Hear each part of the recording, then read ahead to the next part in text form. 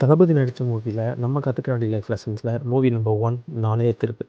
ஏன் இது must watch அப்படின்னா, ஒரு மனுஷன் தன்னோட தவறு இல்லை யாரோட தவறு எதிர்ப்பது எளிது. ஆனால் அந்த தவறு தன் வீட்டிலிருந்தே வந்தால் அதை எதிர்ப்பது தான் உண்மையான தைரியம். இதுதான் சிம்பாசிஸ் மாதிரி. சரிங்களா? இதில் ஃபர்ஸ்ட் பாயிண்ட் என்ன லைஃப் லெசன்னா, உண்மை சில நேரங்களில் உறவுகளை விட விலை உயர்ந்தது. சில நேரங்களில் நமக்கு மிகவும் நெருக்கமானவர்கள் கூட தவறு செய்யலாம். அப்போது அவர்களை காப்பாற்றுவதற்காக உண்மையை விட்டு கொடுக்காமல் இருப்பதே குணநலன். கரெக்ட்ல. செகண்ட் பாயிண்ட், குடும்பம் என்பதற்காக தவறை ஆதரிக்க வேண்டிய அவசியம் இல்லை. அவர் நம்ம ஆளு என்பதற்காக தவறை சரி என சொல்லக்கூடாது. உண்மையான அன்பு தவறை திருத்தும். ஸோ திருத்துங்க.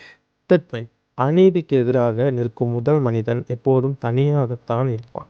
பிறகுதான் மக்கள் அவனுடன் சேருவார். நீங்கள் இதை எப்படி பார்த்தீங்கன்னா, ஒரு மிஸ்டேக் கூட்டமாக எல்லாரும் தப்பு செய்யும்போது ஒரு ஆள் அதை எடுத்துக்கிட்டால் அவன் தனியாக தான் இருப்பான்.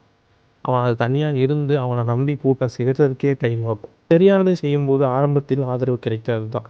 ஆனால் காலம் செல்ல செல்ல மக்கள் உண்மையை புரிந்து கொள்வார்கள். அடுத்த பாயிண்ட் ஃபோர்த், நீ அமைதியாக இருப்பதும் ஒரு முடிவு தான்.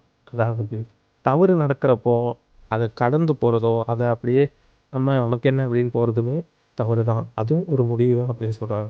ஒரு தவறு நடக்கும்போது எதுவும் பேசாமல் இருப்பது அந்த தவறை தொடர உதவலாம். ஸோ ஒரு தப்பு நடந்தால் தட்டி கேளுங்க. அண்ட் ஃபர்ஸ்ட் பாயிண்ட், மரியாதை சம்பாதிக்கப்பட வேண்டும், பதவியால் கிடைக்காது. அதிகாரம் மனிதர்களை பயப்பட வைக்கலாம்.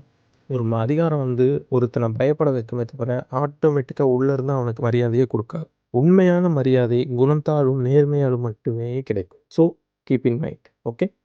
டேக்அவே என்னன்னா, இந்த மூவியில் உண்மைக்காக நிற்கும்போது நீ தனியாக இருக்கலாம், ஆனால் தவறானவர்களுடன் இருப்பதை விட அதுவே சரியான பாதை பல நேரங்களில் கடினமாக தான்டா இருக்கும். ஆனால் மனசாட்சி இழக்காமல் பாதை உலாவணும். நீ செஞ்ச தப்பை மனசாட்சி சொல்லி சொல்லி கஷ்டப்படுறதுக்கு ஒரு நல்லதை செஞ்சுட்டு நிம்மதியாக நீ தூங்கலாம் அப்படிங்கிறது இந்த மூவிலேருந்து நான் கற்றுக்கிட்டேன். நான் எந்த பெர்ஸ்பெக்டிவில் பார்த்த மாதிரி நீங்கள் அந்த மூவியில் வேறு என்ன பெர்ஸ்பெக்டிவ் லைஃப் லெசன் நீங்கள் கற்றுக்கிட்டீங்க அப்படிங்கிறது சொல்லுங்கள்.